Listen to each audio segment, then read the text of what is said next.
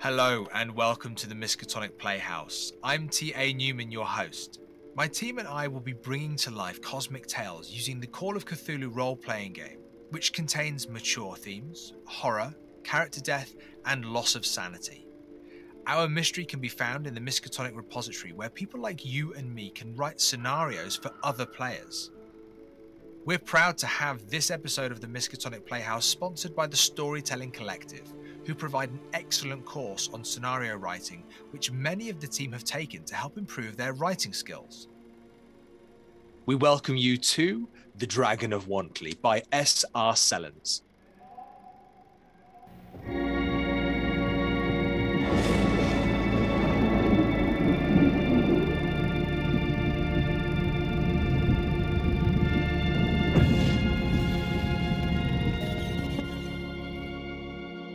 Hello and welcome to the Miskatonic Playhouse. Here, we, the Miskatonic Repository community creators, play, review, discuss and interview you and your games. In our grand opening, we have Heinrich, one of the beloved Council of Shoggoths and organising committee of the Miskatonic Repository Con, acting as keeper for our investigators.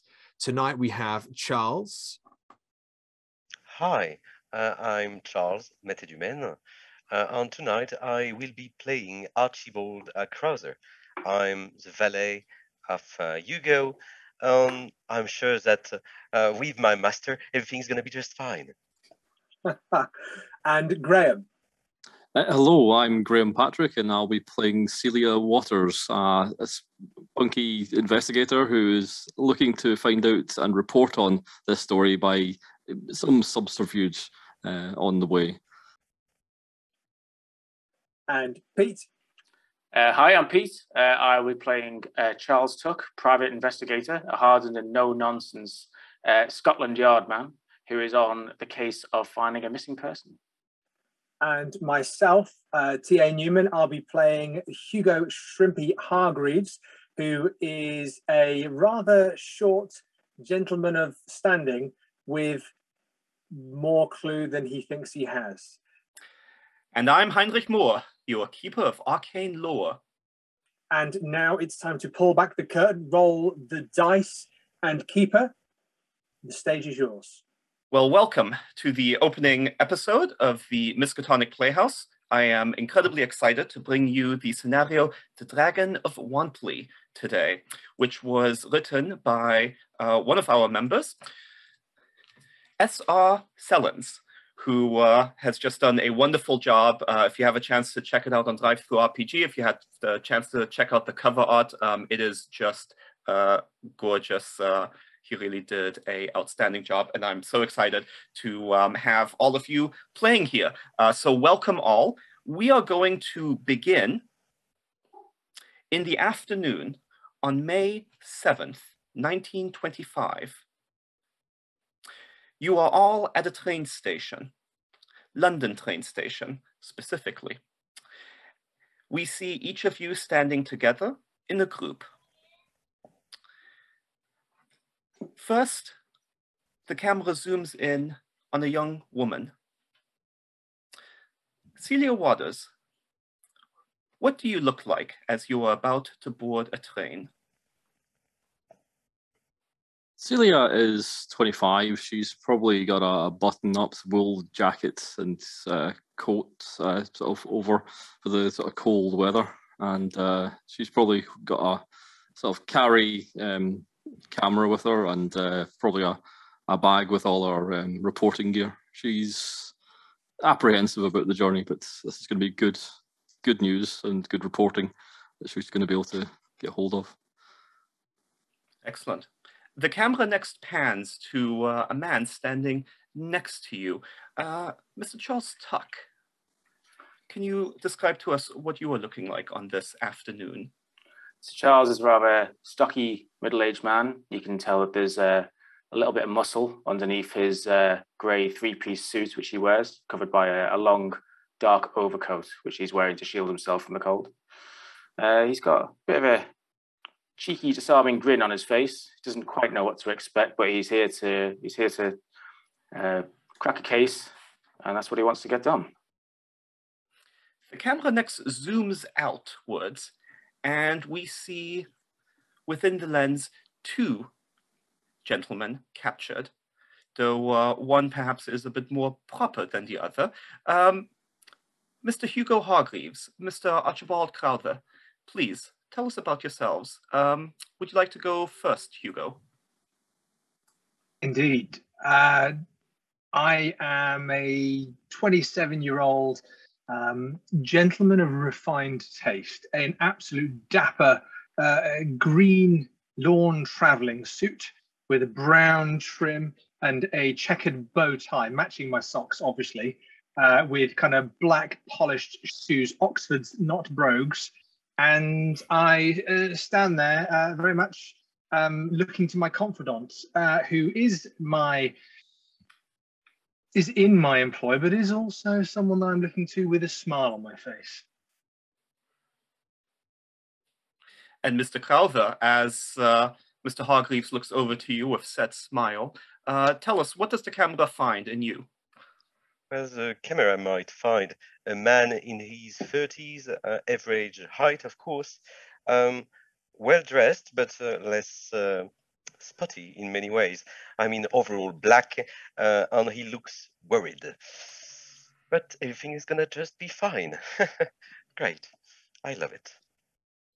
Excellent. I agree. Everything will be just fine. As we see your group standing together, it is plain that some of you know each other, but perhaps you are not entirely at ease with one another. You are all startled by the sound of a conductor next to you yelling for the entire platform to hear, "All aboard!" And as the camera pans upwards, we see the train's destination, Sheffield Victoria Station. As the camera cuts, we open to a door leading into an apartment. It is now the morning of the same day, several hours earlier. An older woman is opening the door. She appears to have the same level of propriety as Mr. Hargreaves. She is a formidable woman, maybe in her 80s, maybe even a little older. You can see a housekeeper, perhaps, or a maidservant standing close to her, probably surprised that her mistress is the one opening the door. The Lady Constance Macvitty, Dowager Duchess of Snaith, despite being indoors, is wearing her flowered hat and very proper outgoing dress attire, long necklace going down to her chest. And as she opens the door, we see her face break out in a smile, and she says, "Oh, Shrimpy, it's so good to see you. Thank you for coming." And she steps inwards to give entrance to Shrimpy Hargreaves and his valet, Archibald Crowther. Not at all. Thank you so much for having us here, Lady Constance. Always a pleasure. Unfortunate circumstances, but always a pleasure. Lovely to come and see you. Archibald, come. Mm-hmm. Sir, Lady Constance, of course. Oh, Archie, you don't need to be so formal. It's good to see you too. It is lovely of you to say that, Lady Constance. Good man. Margaret, you would have something to learn from this gentleman. And she gestures over to Archibald and Margaret, who, Archibald, you know, Margaret is Lady Constance's maid, housekeeper, and generally serves in a similar capacity to your own. Perhaps she is a little less trained because you cannot fail but notice the roll of her eyes as her lady says these words. Lady Constance beckons you into this apartment. It's clearly not her home. It's perhaps just a temporary residence in London where you find yourselves right now. Lady Constance says, "Yes, terrible business about Flora. I'm truly worried about her, but I'm so glad that you've made yourself available to help find her. I'm afraid the officials have been just useless." As usual, Lady well. Constance, of course. Absolutely. I echo Archibald's words. Mother wouldn't have it any other way, so, Lady Constance, we are at your disposal. Well, let me introduce you to a couple of other individuals who have agreed to help. And she leads you into a sitting room where sits the individuals we recognized from, well, later this afternoon, Celia Waters and Charles Tuck. They're not sitting together, they're sort of sitting on opposite sides of the room. And Lady Constance introduces you, Mr. Hargreaves and Mr. Crowther. I'm sure you'll be pleased to make the acquaintance of Mr. Charles Tuck. Is it formerly with Scotland Yard, or are you presently with Scotland Yard, Mr. Tuck? I'm on a sabbatical from their service. Yes, I picked up a bit of an injury, and I'm taking a bit of time out from the Met. I'm hoping to be back on my feet someday to get back to my work. Yes. Ah, good man. He has agreed. Well, he responded to the newspaper article, and he has agreed to help look into Flora's disappearance. So I am very grateful, Mr. Tuck, and I am sure that your professional skills will be. Well, frankly, I hope they will not be needed, and I hope you will find her quickly. But to the extent that they are necessary, I'm very glad that you've offered your assistance. Of course, I'm at your service. And this is Lady Constance turns to Celia. Celia, you see that in Charles Tuck's hands is a newspaper article. From the image there, you recognize that it is a picture of Flora Jacobs, and the article is particularly familiar. Perhaps you had a hand in writing it. Perhaps you had a hand in informing on it. But it too is the reason you're here. Although the Lady Constance does not seem to recognize you as a reporter, nor have you introduced yourself as such, I believe. But she is struggling with your name and says, "And this is a friend of Flora's, yes?" Yes, I'm Celia Waters. I'll stand up and I'll just push her aside and introduce myself to Hugo, straight away ignoring Archibald as well. Nice to meet your acquaintance.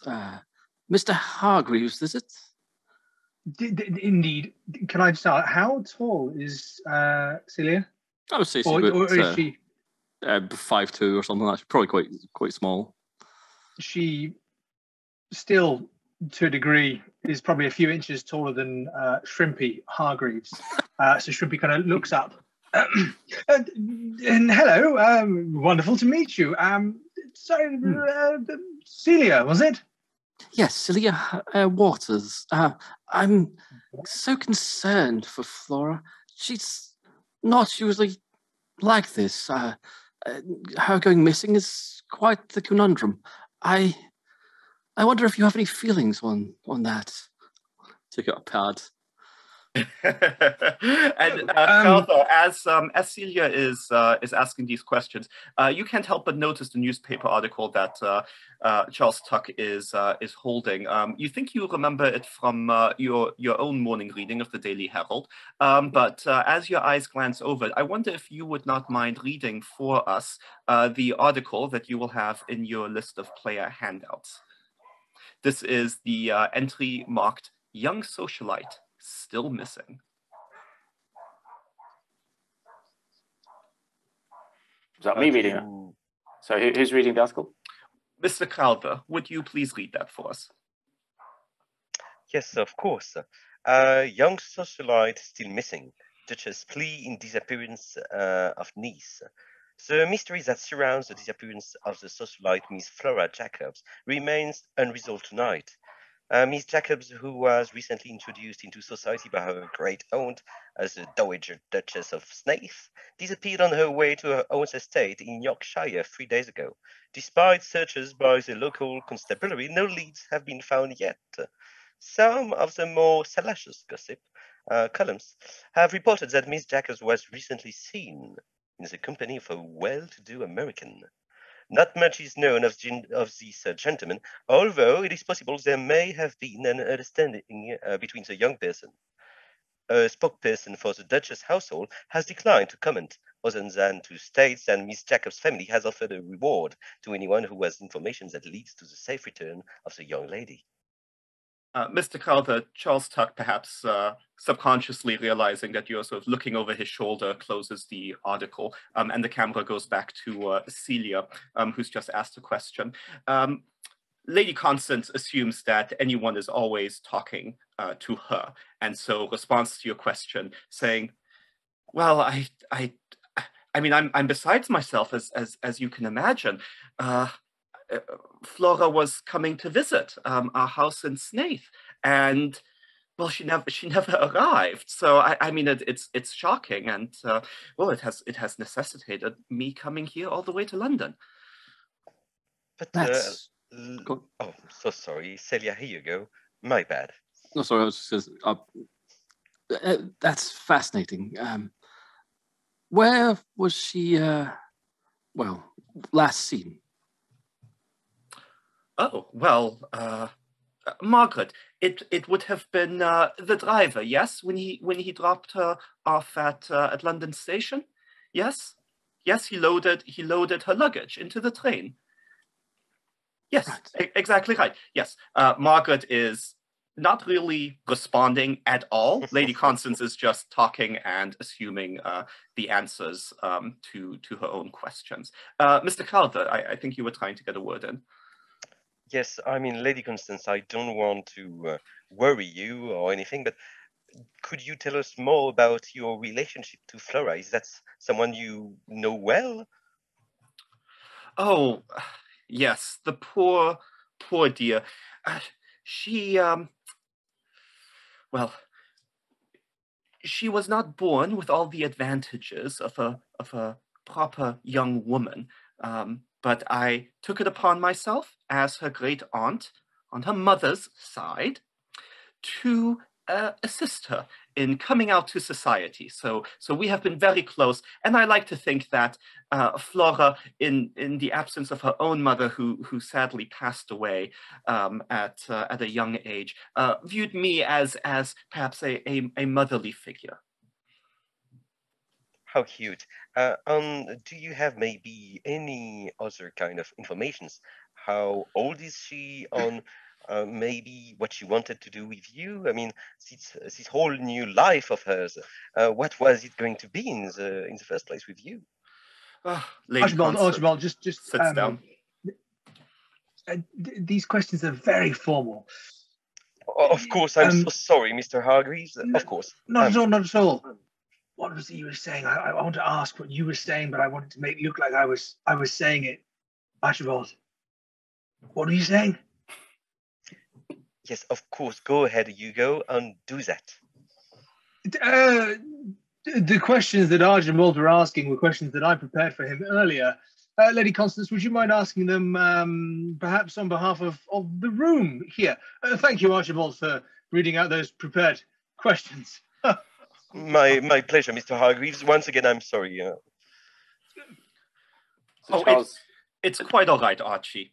Yeah, Charles, go ahead. Well, Charles Tuck will kind of butt in and say, well, allow me to ask the formal questions, being a man of the police. Now, I already know Miss Flora Jacobs from her picture in the paper, and she seems like a real cracker. Now, I would like to ask you about any changes in her state of mind lately. How has she been? Has there been any changes in her behavior lately?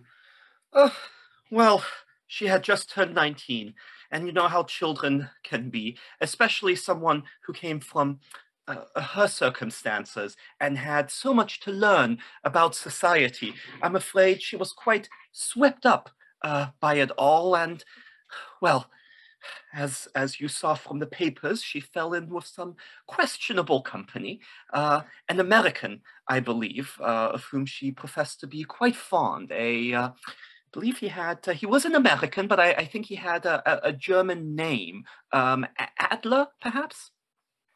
Adler. I takes out a little notebook. Philip Frank, Margaret corrects, Frank Adler. Lady Constance. And did you ever meet him, Lady Constance? This Philip Frank Adler, German, American, German, did you cross paths? I did not think it was appropriate for a man of his station to meet with me. But Margaret, did you meet the young man? Margaret nods stiffly. Yes, you see, Margaret met him. Margaret, would you like to inform the group as to your feelings on this Frank Philip Adler, American German, please, Margaret? Mr. Frank Adler is, to my opinion, a man of low birth.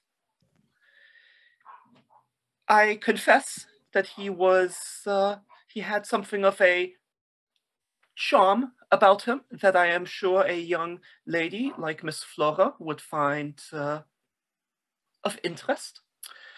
However, I found him utterly unlikable. He had this terrible habit of chewing on a toothpick, bit of wood. He would spit it out. Quite disgusting. However, we were ready to welcome them in Snaith for a weekend away. And, well, I think we were all hoping that Miss Flora would, in her own time, discover the unsuitability of Mr. Adler for her circumstances. Yes, Lady Constance says, adding, young people, you can't push them too hard. You can't deny them things. Otherwise, they will want it more than anything. And of course, we would not have wanted that with this Mr. Adler. Two questions, Margaret, both of them equally as important as the other. Question numero uno, that's number one, is you were expecting them to arrive here. That's the last you heard and saw. They were coming here for a weekend, the American, German, and Flora, yes? And Lady Constance interrupts, because all questions are directed to Lady Constance, of course. Oh, no. Shrimpy, this clearly, this is just a temporary residence. I've come to London to help in Flora's search. I've come from Snaith, which is where they were to come. And I know that the driver brought them to the station here in London to go on the train to eventually alight at Snaith. But they never arrived, so that's why I'm here. Margaret, apologies. Margaret casts you a sort of despairing look, Archibald, as sort of, the bedders are talking to each other, and oh boy. And second, and almost equally as important question, Margaret, but Lady Constance, how tall was this American? Was he significantly tall? Margaret and Lady Constance both sort of seem to struggle with how to answer the question, kind of looking at your own height. And then Margaret says, well, he was of average height. And Lady Constance very quickly adds, average height. Yes, indeed. Yes, yeah. Nothing to worry about, Shrimpy. Yeah, I'll just write in the background. 5'11". Okay. Yeah, Celia, I imagine you're just like jotting down, supposed to go to Snaith, never arrived, last seen London Station. Lady Constance, my Archibald may have a few pre-prepared questions that I've given to him to ask. Archibald, any questions that we talked about earlier that you might want to ask? Oh, I mean, Mr. Hargreaves, you pretty much you've done everything right. Everything you've prepared before. I think we are just fine, especially with Mr. Tech and Miss Waters with us. I was just asking myself, Miss Waters, how do you know Flora in the first place? Oh, she's a good friend of mine around town, and we get on fabulously well. We went shopping the other month, and it was delightful. It was raining, however, so I didn't buy too much. That's absolutely wonderful, because if you're such a good friend of hers, then you've met Frank Adler, didn't you? Well, she tried to keep him a bit of a secret, I think. She did mention him here and there, but he was a man of mystery to even her friends. I'm sorry. Was it No Crowther's? worries at all. Yes, of course, but you can call me Archibald, I guess. Miss Water, was it like a good mystery or a bad mystery? Well, Mr. Crowther's, she kind of hinted and titillated with exciting little tips and like sayings he would have and stuff like that. But other than that, she was quite excited. Yes, I suppose so. Margaret, Margaret intercedes and goes to you, Celia. Miss Waters, I confess that Flora was quite private about her friends, but perhaps this would help. Did you ever see this man, Lady Constance, if I may? And Lady Constance sort of waves her on. This photograph was discovered by the servants here at the residence, and she puts the photograph in your hand, and I will share what that looks like for all to see. So yeah, if you scroll down, you will see a photograph that's probably a little larger than what you're in fact holding. But Margaret seems to indicate that that is Mr. Adler, and asks you to confirm whether you ever saw this man. I confess I have never seen Mr. Adler, Mr. Adler at all, so I couldn't neither confirm or deny that that is him. How unfortunate. He's a very smartly dressed gentleman. Do you think that maybe he was putting on airs? Do you think that that's he was from money, or do you think maybe he was trying to integrate himself into your family? Well, the rumor, Lady Constance says, is that he comes from a wealthy industrial family in America. You can see why Flora would be attracted given her own humble upbringing. But if you ask me, I've made some inquiries, and, well, I can't say I've ever heard of the family. How strange. May I? Oh, just go ahead, Archibald. Photo. Go ahead, Archibald. No. It's just the fact that, I find it really strange that you didn't find anything. I mean, I don't want to worry you once again, Lady Constance, but then it's probably bad news. Oh, Lady Constance, she clearly has a level of respect for you on account of your professionalism as Mr. Hargreaves' valet. But the color just drains from her face, and she looks a few years older, and she goes, oh. And Margaret's at her side, sort of consoling her. No. Mr. Hargreaves, you were saying? It'd be fine, Lady Constance. There's an unknown situation, isn't that right, Archibald? It's bad news in terms of the relationship, not in terms of Flora. Of course, Flora, especially with Mr. Tuck. I mean, we're gonna find her, of course. Absolutely, and Miss Waters here is a firm friend. Is that right, Miss Waters? Yes. I'll just be writing down. Flora may be dead, right? Yeah, firm friend, and obviously with a and sir, you were saying that you were ex Scotland Yard. Is that correct? That is correct. Yes. Oh, well, indeed, the case is probably solved already. We just need to step out to Snaith, have a poke of our head around, have a little bit of a chin wag. No doubt we'll be bringing Flora back to you, minus one potentially undesirable gentleman would be the ideal. But Lady Constance, you don't need to worry yourself at all. Is there anything, Lady Constance, before we head to Snaith, that you feel that we should know? Well, do you think that they might be in Snaith? I mean, they never arrived at the house there, so I was worried that something had perhaps happened on the way. But if you think they might be there, then Margaret, we must pack our bags and we must return.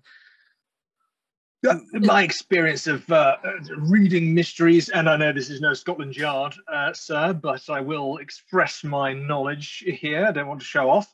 But if she had left one location and had not arrived at the other, my simple suggestion, and I could have been a part of Scotland Yard had I been of a slightly different class, would be to investigate one location and then the other, possibly the in-between. So kind of like raises his eyebrow a little bit, and he's like, yes, very, very deductive, sir, very deductive. And so pats him on the back a little bit. It's like, yes, I think, well, would you mind me asking, Lady Constance, you said the local constabulary have been ineffectual at best. Did they say who were the last people to see the couple before they boarded the train? Well, I mean, useless as I said, I provided them the same information I did you, and they did very little. The last individuals to see them was the driver who took them to London Station, loaded the luggage, both this Mr. Adler and Flores onto the train. I believe they were heading first to Sheffield and then to transfer onto Snaith. And that was the last that, well, I don't know who else would have seen them. So that's the last I know. Is that enough? I know the police didn't do anything with it. So maybe you need more information, but I'm afraid that's all I can. Well, did the driver say? I'm sorry to stir up these emotions in you, madam. But did the driver say that he saw them board the train? Yes, he did. And they'll be in Sheffield. Come on, everybody! They're in some kind of bed and breakfast, as you like. Sheffield, probably on long walks. Taking in the scenery. It's a lovely place. Margaret, you don't think they're in Sheffield, do you? It's a terrible place. A fine place to change trains, but a terrible place to stay. Oh, no, my poor Flora. Especially for Miss Flora, I guess, but that should be just a temporary thing. We will find her. I mean, once again, Mr. Hargreaves has shown us that, with his intellect and his vivacity, his quick wits, we shall be on our way, and everything is going to go back to normal pretty soon, Lady Constance. Lady Constance takes one of your hands, Archibald. She takes Shrimpy's hand, and she gives it as strong a squeeze as a person her age is able to. She seems reassured, and then she goes to Celia. Takes both your hands, Celia, which is a little awkward because you're kind of holding, a notebook. But Lady Constance doesn't seem to notice, and just says again, and thank you so much. Flora has good friends in you who are willing to travel and help look for her. I'll go to the ends of the earth to find her and report back to you, of course. And Mr. Tuck, she shakes your hand very professionally. I cannot express my gratitude and Godspeed. Of course, it's all a day's work for me. Unfortunately, gentlemen and madam, we'll be going to the north of England. I am inclined to agree with Mr. Shrimpy. We should check out Sheffield. I think it's our first avenue. Yeah. Told you. What for? It's not Mr. Shrimpy, please. It's Mr. Hargreaves. Thanks. I do apologise, Mr. Hargreaves, and Mr. Crowther, of course. It's all right. As you file out, we see the camera sort of pan to Lady Constance, who seems to have the vapors as this toil of talking about this has quite worn her out, and Margaret's over her, sort of fanning her with an apron, and we see the front door of the residence close as all of you exit. And as the camera pans up from there through the roof, we find ourselves back at Sheffield Station looking, well, not Sheffield Station, but London Station, looking at the sign that identifies the train about to board as going to Sheffield Victoria Station, North England. You are all on the platform. You may board, but perhaps you made additional arrangements before coming to the train station, or anything else you might have wanted to research in the few hours that you had before catching this train. Is there anything any of you would have wished to do or procure before you set out? Let's begin with Miss Celia Waters. I would have probably tried to track down who was the conductor of the train that day and the staff on board to see if there was anyone that recognised them from the actual day that they got on board. There must have been someone that saw them get off. Excellent, excellent. Go ahead and give me... so I could accept library use for this. I could also accept accounting. If there is another skill you would like to argue for, I'm happy to hear that. No, I'm thinking I'm fine with library use. It's fully 40, but it's not too bad. Okay, So, by all means, go ahead and roll that. Let's go on to Mr. Charles Tuck while Celia is doing that roll. Mr. Tuck, anything you would have wanted to do? I think he would have likely done two things. I think, first of all, he would have checked the agency of his employer to see if they are who they say they are and see if there is anything else going on. The second thing I think they'd do is to check into maybe the history of the Jacobs family. Okay. You probably have time to do one of those. Which of those would you like to focus on? I'd probably check into Lady Constance just to be sure about the situation.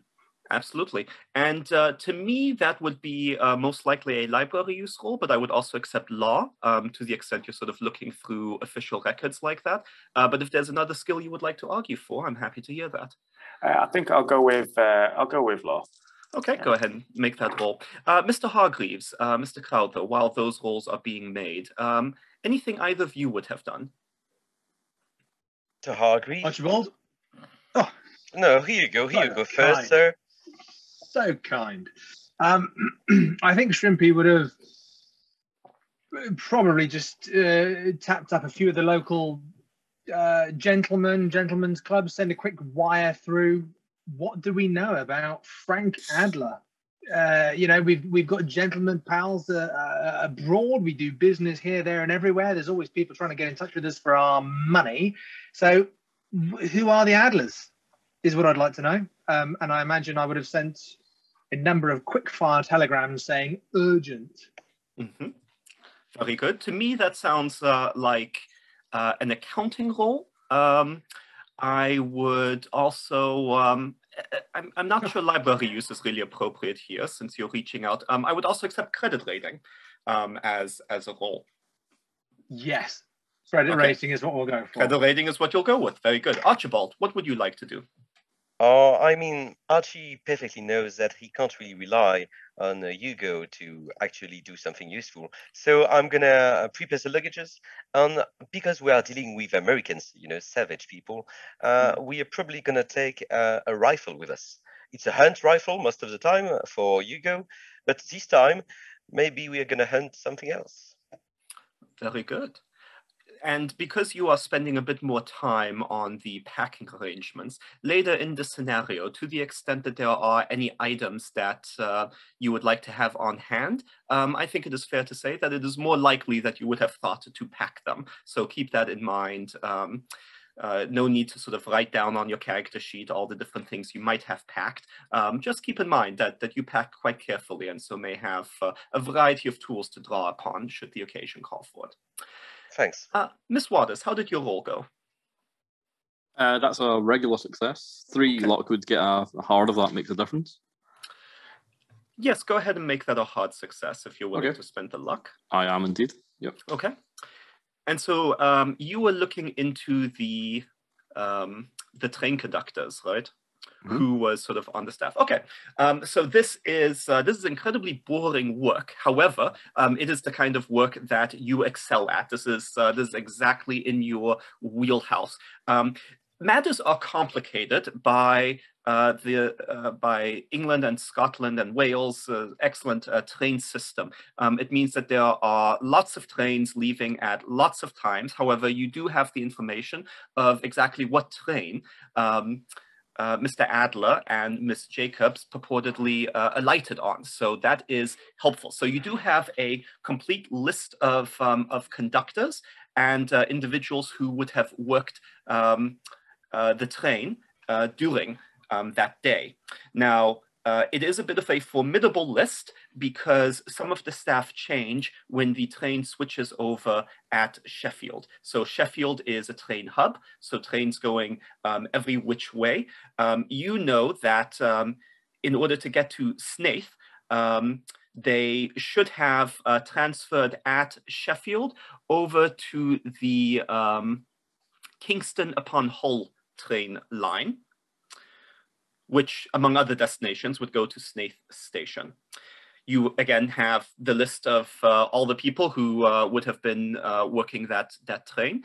But there are lots of other possibilities depending on, you know, if they went anywhere else, right? Or if they stayed in Sheffield. But you have that list. Is that, that may be useful when you get to Sheffield, but is there anything you wanted to do with it in the meantime?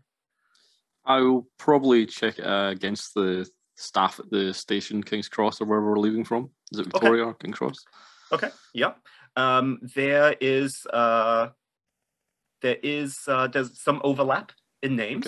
Okay. There's a number of individuals, including a conductor who's probably the highest sort of individual in the hierarchy here. So I'll give you their name. It is a Joseph Brearley. Joseph what, sorry? Brearley. So that's going to be B-R-E-A-R-L-E-Y, or however you find it useful to spell Brearley, so you can remember how it's pronounced. So you know that Joseph Brearley would have been one of the individuals who worked that day on the Sheffield line, and also happens to be working today. All right, Tuck, how did your roll go? Terribly, 72 out of 50. You know, this is information you can find. It's just on such short notice, it's really difficult to get. So, alas, you are unsuccessful. Shrimpy, how did your roll go? I got a 43 out of 80, but I'd be willing to spend 3 luck to make that a hard success. Okay, that is up to you if you would like to do that. Yeah. Okay. I would. All right, and you are looking into the Adler family, is that right? Yeah, just using my high societal kind of contacts to see if there is this family that might have industrialist kind of connections. See if the name rings a bell. There certainly are Adlers, but none of them are showing up from your contacts as industrialists or people who are particularly moneyed. Yeah, with a hard success, I will say, you're not sure if there is a relationship between the people, but the most famous Adler who comes up is someone asking about a Leonora Adler, who was an actress at one point, but passed some time ago. But no one knows of a Frank Adler as an industrialist, although you cannot deny that there are rumors of such an individual. It's just that the rumors don't seem to be based in fact. Okay. Thank you. All right, and Archibald has done a careful job of packing and is helping to load the train. Anything else before the train departs?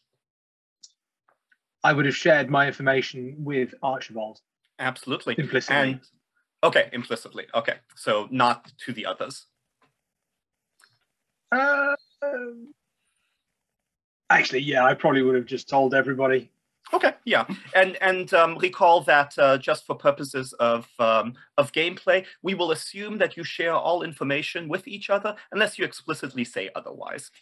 Charles Tuck is particularly despondent that everyone else is doing such a better job of being a private investigator than he is. He's got nothing to show for his efforts. He just sort of sits on the train. He sort of like looks out the window a little bit sad. He is lying in wait.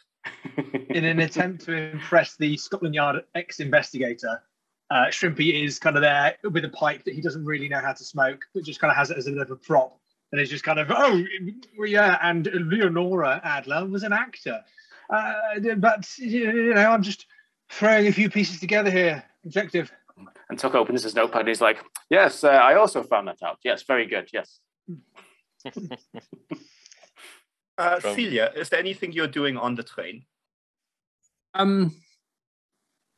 I'll probably just be going over my notes and adding their information to my notes, and I'll probably be starting to draft up a sort of first entry of a sort of what I hope is an opening page, like a front page, sort of like thinking of stingers for the titles and these sort of things, and just going through all that. Well, welcome all then to Sheffield Victoria Railway Station, a grand stone-faced building, a bustling hive of activity with regular passenger and freight services. From here, you can catch a train to almost anywhere in the country. Exiting the train, you will enter the station forecourt, where you are greeted by crowds of newspaper sellers, almost instantly making you aware of everything going on within the empire. All the news is just shouted at you. Wares are being sold, cakes and other foods for the busy traveler. Children looking for their parents. It's quite a chaotic scene. Mr. Hargreaves, if you don't mind, I'm just gonna leave you with the luggage for just one instant. I just need to find a paper boy. Of course, Archibald. Just leave it here next to me, would you? Yes, of course. I mean, I wasn't expecting you to carry that. That's my duty, sir. I'll be back. I'll be back. Right. Thank you. So Archibald goes off, possibly in search of a paper. Charles Tuck, what about you as you've exited and sort of see the substantial luggage that Archibald and Hugo have between them? I go over with my luggage and I say, room for one more, and pile the suitcase on top of the pile. Thank you, good man, and then pats Crowther on the back. Very good. Shrimpy, you are watching the bags. And Celia, what about you? Yeah, I'll go over and hand Hargreaves my case as well. Thank you very much. Oh, of course. All for one and one for all and all that. Very good. The true tradition of the British gentleman. Crowther, it's very easy to find a paper if that is indeed what you're looking for. Yeah, I'm looking for a young boy who would be selling newspaper. I mean, the youngest I can find, the better, because when they're going to be asking for less money, first point. On second point, they're curious, you know, and they can see pretty much everything, and sometimes people don't notice them. So yeah, just a young boy.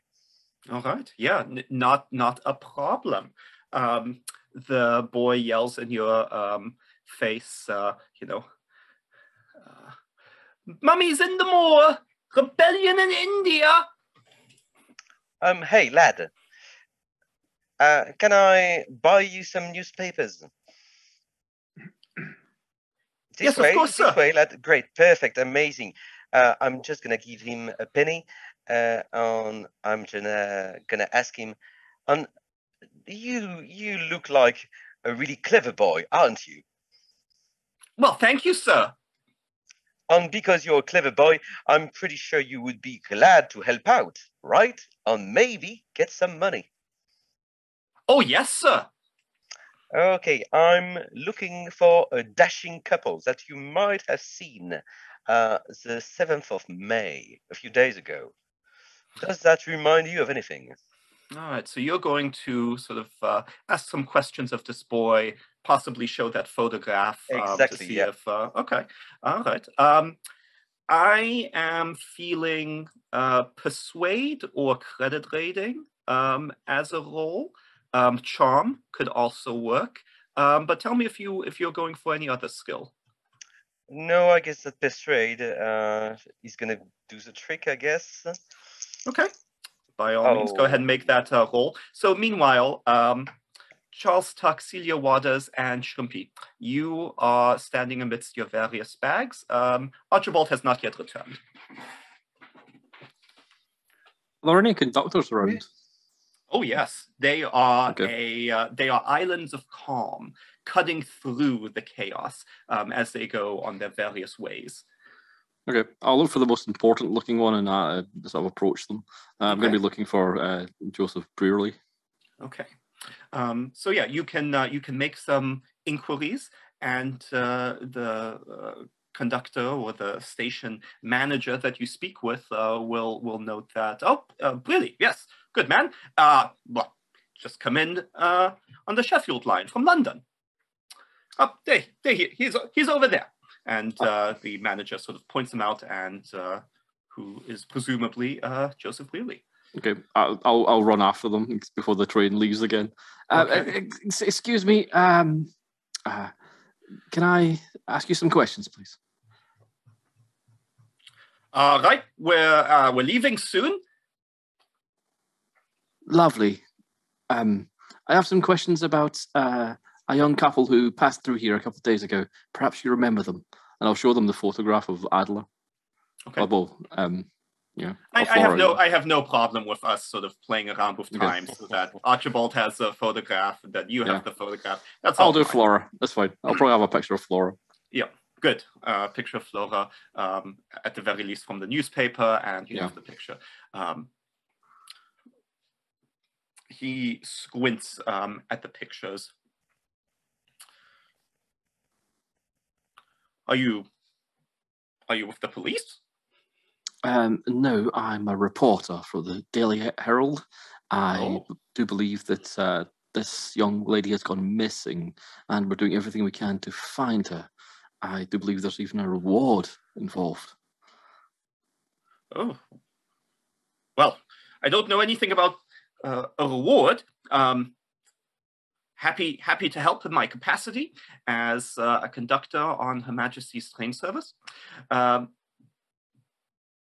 Yes, these two are familiar to me. I'm afraid I don't know their names, but I remember this one always chewing on a toothpick, messing up the trains. Yes, littering. Had to call him out on it. Terrible habits. Un-British, would you say?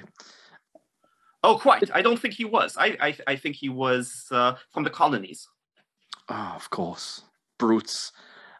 Did they alight on this station, or did you see which train they left on? No, they certainly did come through here. I was, in fact, that day working the Woodhead line between Sheffield and Manchester, and he begins telling you, without prompting, the exact times that train leaves throughout the day. Okay. It has nothing to do with the content of your questions, but once he gets around to it, he may have more useful information.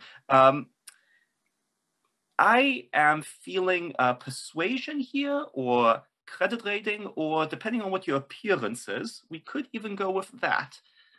And I should say, Joseph clearly is sort of in his 50s, you think. He is a man of a smooshed face, whose face is about the same size as the cap that he carries on his head. And of course, his thick conductor coat with buttons all the way down. Sounds good to me. Yeah, I'll go with the appearance, if that's okay. By all means, go ahead and roll that. Meanwhile, Mr. Crowther, how did your roll go? Well, 83 for 10, so it's a failure. I mean, maybe the kid is afraid of me, I don't know, but anyway, it doesn't really seem to work. Well, he gives you lots of information. You have lots of things to share. Alas, it all proves utterly irrelevant. How sad and disappointing, but thank you, boy. Thank you. Oh, you're very welcome, sir. And have a good day, boy. Have a good day. He keeps his hand open, waiting for some additional compensation. Yeah, I'll give just like 2 additional coins or something. There is just the briefest scowl that crosses his face before it's replaced by cherubim brightness of a young boy, and he smiles up at you. And have a good day, lad. And I'm gonna go back to my master, of course. Okay. Celia, how did your roll go? I did terribly. I failed that. Okay. That was an 80 over 65. He scrutinizes you with a failed roll. All that he will disclose is you see him sort of think for a moment, as though he's going to say something, and then he says, Yes, well, they took the Manchester line rather than the Woodhead, and that's the last I saw of them. Right. You've been a little helpful. Thank you for your time. This was enjoyable. You don't remember anything at all other than that? Well, I remember that day, the Manchester line was particularly speedy because you see a number of stations were closed for renovations. I'll start walking away. Yep. You realize you have deprived this man of like his one true joy in life by getting to tell you about train schedules. Well, that's Miss Waters for you.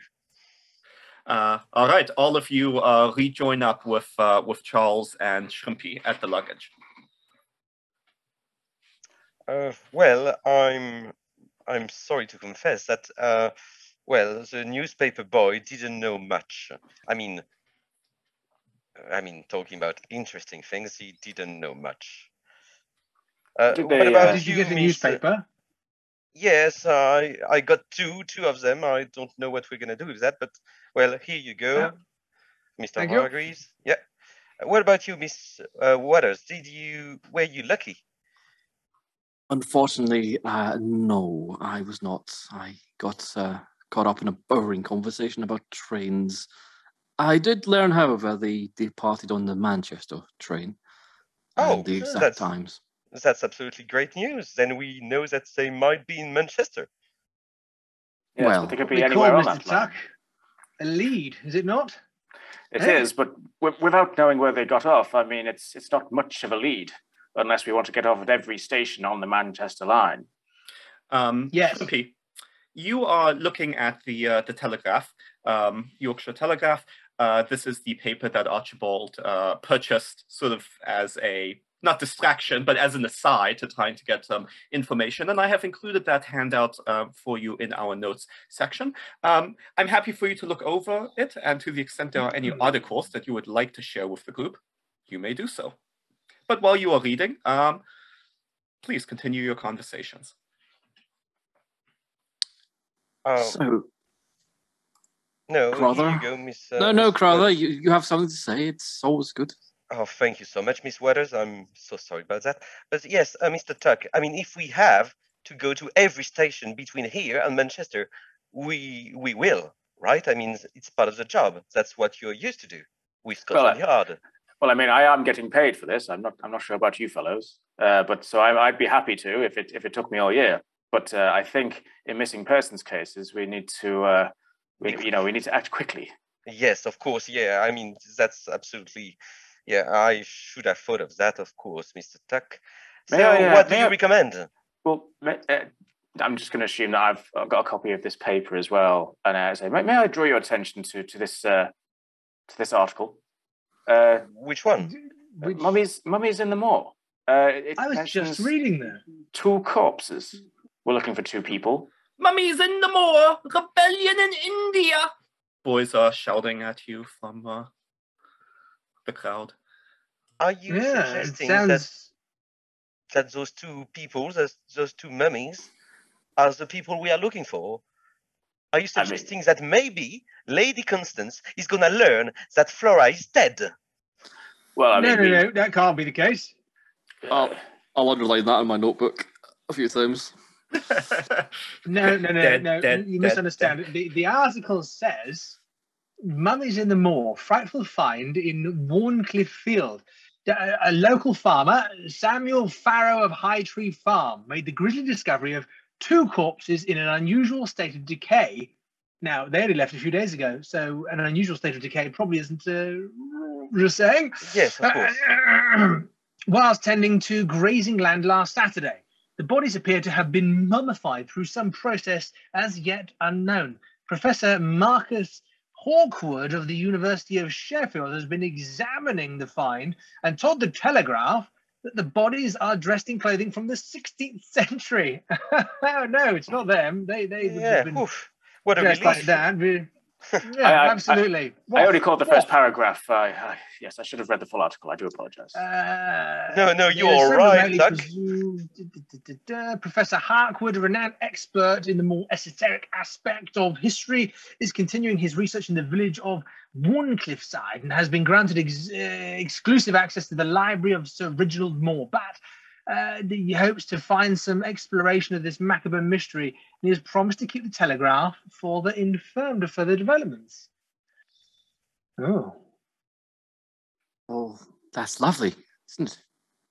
Yeah, lovely, but useless. I'm sorry to say that, Mr. Hargreaves, but we should just focus on Miss Jacob right now.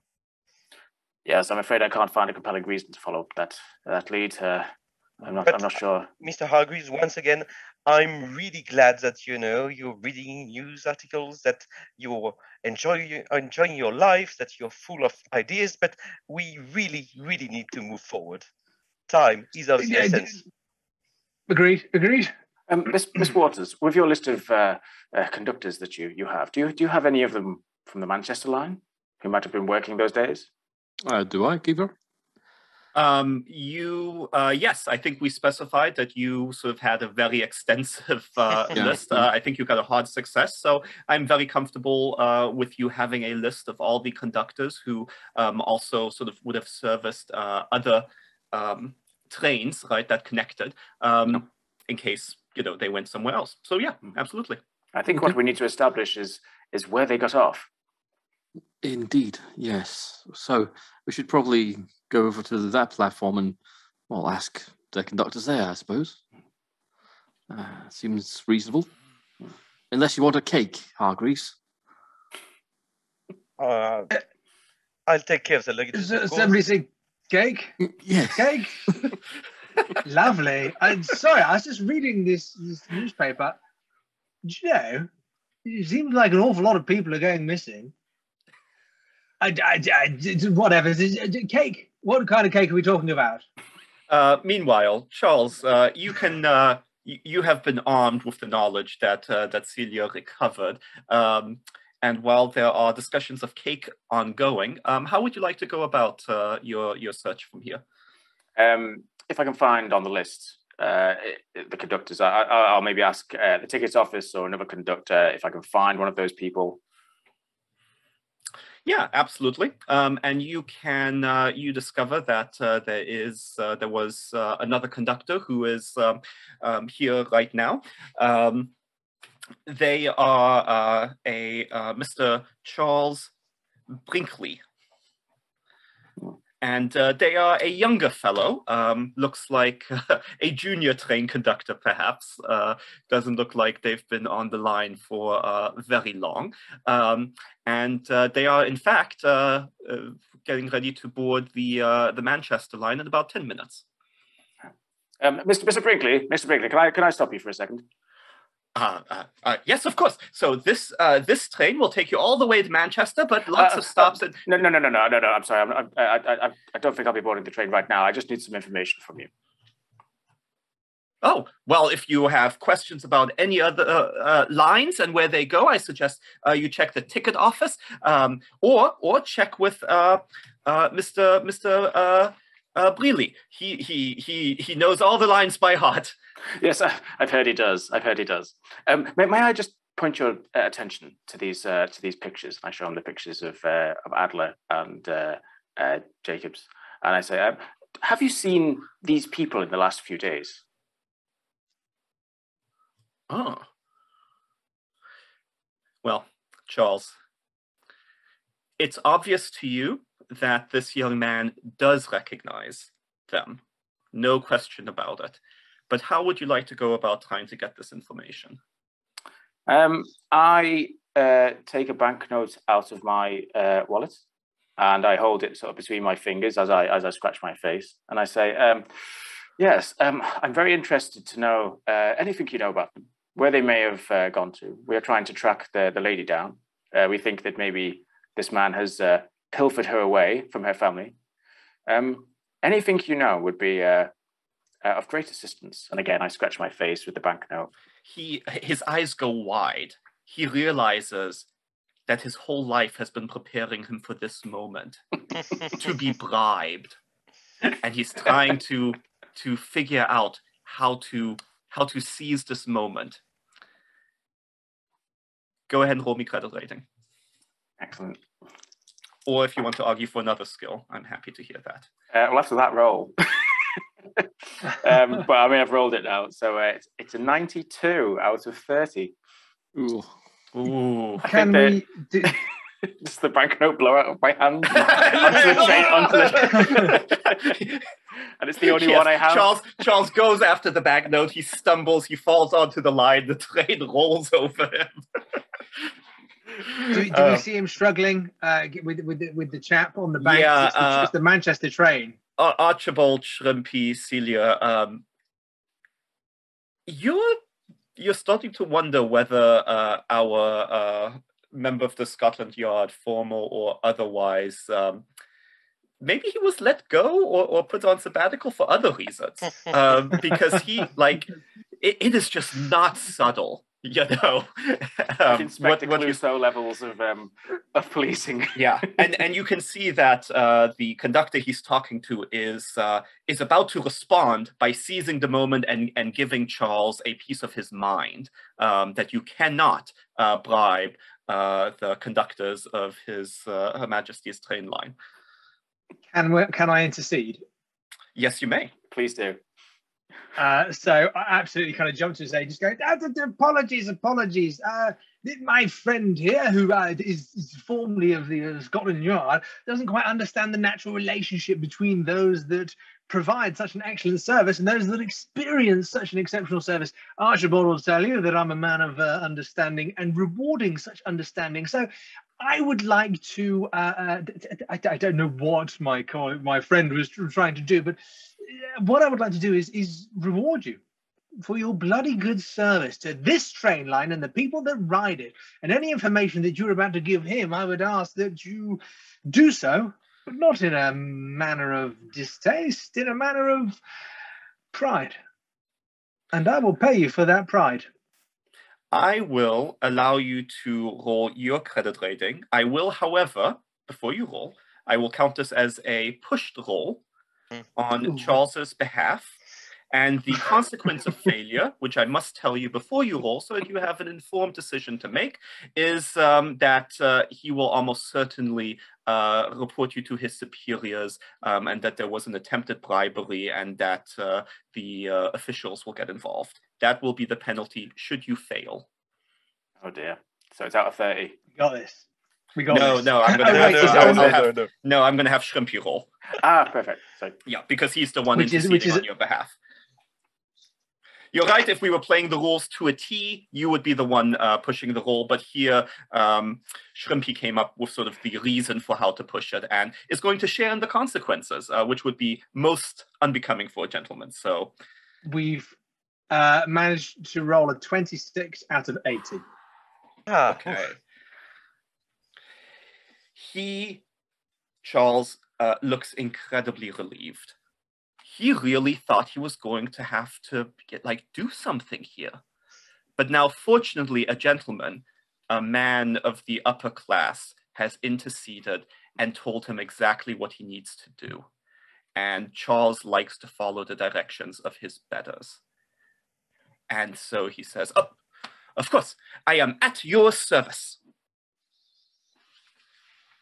Very good. Inspector Duck, what was the question I was going to ask? He's kind of composing himself a little bit, and he's like, yes, look, we only want to know one real thing, is do you know where they got off the train? Yes, the gentleman whose photograph you showed me, and the lady whose photograph you showed me as well. They alighted at Otti Bridge railway station on the Manchester line. And what's in Otti Bridge of interest? Well, not having really lived there myself, I would hazard to say, but not much. If I'm being truthful, not much to the station at all. Usually we see individuals hiring cars to places elsewhere from there that Her Majesty's train service has yet to reach. Did you happen to capture any conversation between the pair about what they might be doing there? So Shrimpy, you got a hard success, right? 26 out of 80. Yes, so easily a hard success. And for a critical success, I think you would have needed a, what? Something like a 15, something like that. 85, 16. Okay, so you didn't make an extreme success, but you got a hard success. Well, there was very little conversation between the two. You see, the missus or miss, I'm not entirely sure. Well, now that I think about it, miss, very good. She appeared very tired. Indeed, we had to assist her to exit the train. Oh, did she look sick? Oh, not ill as such, but very sleepy, very tired. Perhaps she was sick, but she didn't seem unwell. She simply seemed like she had been awake for a very long time and needed to sleep. But the gentleman was very, very kind and assisted her and assured us that she would be well taken care of. Well, thank you so much for your help. I mean, it was fantastic. Thank you so much.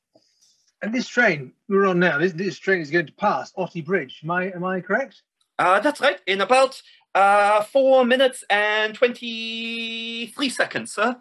Excellent. If you wouldn't mind just grabbing the luggage over there, we will have 4 tickets to Otley Bridge. That's the conductor. You don't ask him to. I'll take care of the luggages, Mr. Hargreaves. Thank you, Archibald. Apologies. Thank you, Archibald. Archibald, you and the conductor have like this awkward kind of like who can pick up the most bags the quickest and load them onto the train contest. You win, but I don't know that you feel very good about that fact. All right. You are on the Manchester line on your way to Otley Bridge railway station. When you arrive there, you find that compared to the bustling centre of activity, which was Sheffield, Victoria, Otley Bridge Station is, well, nothing to write home about, consisting of 2 flanking platforms with the main gritstone cottage station building on the Manchester-bound line and a small shelter on the other. There are hardly any individuals here. Perhaps there is a station manager, but otherwise, it is quite quiet here. By any means, would you be able to tell us what time it is right now? Sure. So you departed in the afternoon. So by now we would be facing early evening. Mm-hmm. Perhaps 6, 7 o'clock. Great, thank you. Mr. Hargreaves, Miss Waters, and of course Mr. Tuck, do you think it would be maybe a good idea to right now just find somewhere to actually sleep tonight and maybe go on tomorrow morning? I think the local hotelier might be the person to speak to, although it seems like a rather uncivilized place. Not many people around, no? Well, it's a small village after all, Mr. Hargreaves, but we shall find something that would be worthy of our company, of course. I'm sure there'll be some sort of inn or tavern around here. I'm not sure how much cake they'll be serving, Mr. Hargreaves, but I'm sure we can find something that's adequate to our needs. Yeah, just a bed and breakfast, you know, something. God's sake. There is, as you sort of look for kind of where to go from here, because it's not entirely obvious. There are no buildings within easy walking distance. You can see Otley Bridge, the community, presumably some distance away. There is a dirt road that leads to it. Of the few people that you notice looking around is one who's sort of regarding you, one who is actually paying attention to you. He has a cap, short jacket. Looks very much like a laborer. He has a cigarette in his mouth and is reading the paper, the same paper, in fact, that you were seeing earlier. And while he has his cigarette dangling, he takes a piece of cake and takes a bite of it and sort of chews it while smoking, which is, remarkable control between his two cheeks. But he pulls it off. But it's obvious to you that he is looking at you while he's looking over his paper. We call him over, or go over to him. Yeah, maybe go over to him, Mr. Hargreaves. That would be more respectful, Yes, Archie. Whether you fail to call him over or then proceed to just go to him directly, he will fold up his paper, swallow, spit out his cigarette onto the ground, and say, "You need a lift?" Oh yes, absolutely. That's why we came over, to see if you could give us a lift. What kind of cake is that? My mum's. Right. Of course. Mother's It's delicious. Cake, best. Yeah. Lovely. Not okay. I'm guessing there's not to share. Long train journey on that. No, not at all. Listen, Archibald, grab the bags, we'll load them in, and Of course, Mr. Hargreaves. Miss Waters, is there any preference on where we stay this evening? Where we collectively stay this evening, is what I meant. Well, I was going to ask where we're going to get a lift to. Do we? That's what I want to know, he says. Yes. Yeah, Tuck, you're the man in the know.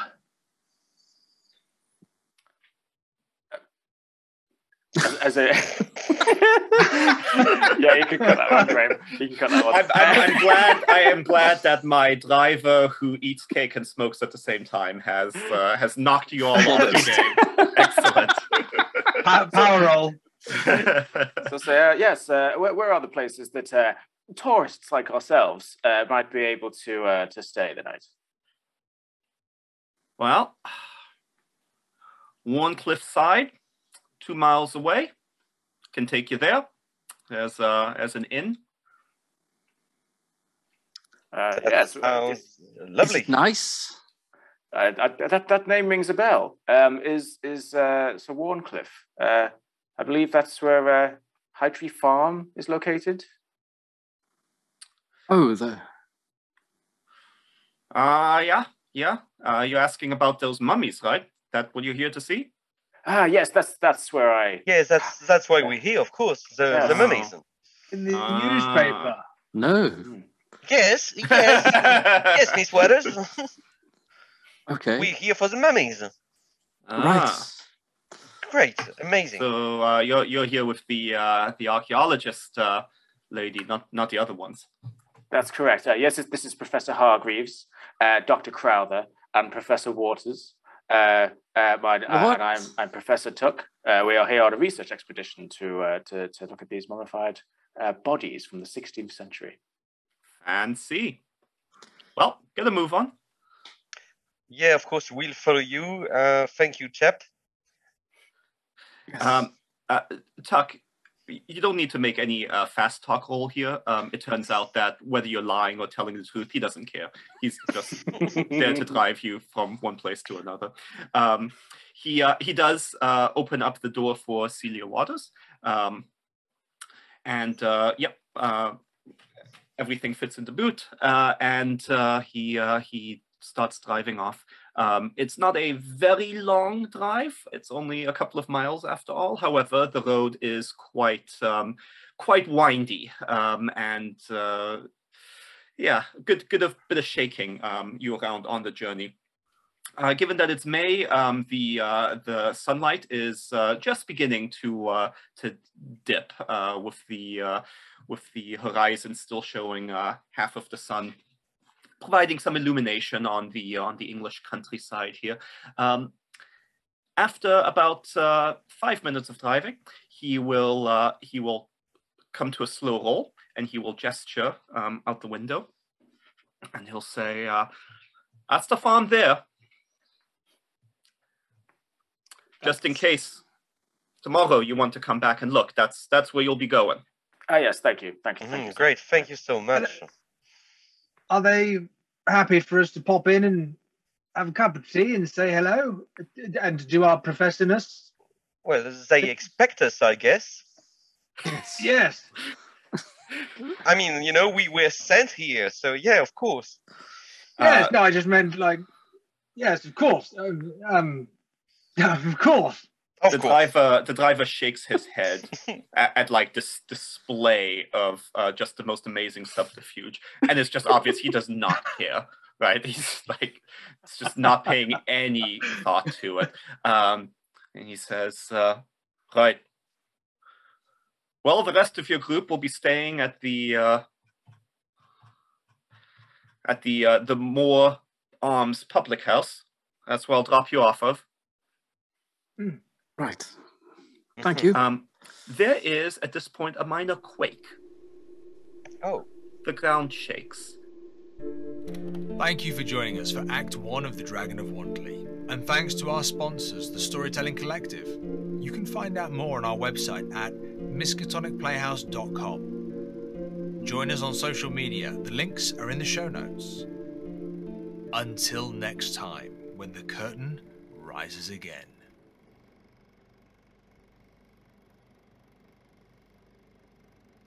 Hi, I'm T.A. Newman from the Miskatonic Playhouse.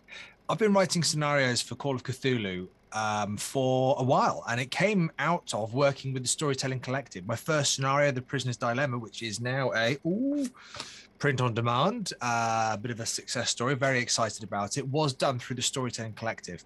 I can't recommend what they do enough. The structure, the guidance, and for me, the accountability of making sure that I bring my concept to a final product. I'm so impressed with the Storytelling Collective and how they've presented their course, with the likes of Paul Fricker, one of the co-creators of the 7th edition of Call of Cthulhu, being a leading factor on what the course is, that I'm going to be doing it for my 3rd time this July. I really hope you can join us on the Write Your Own Adventure Call of Cthulhu path, and hope to see you there.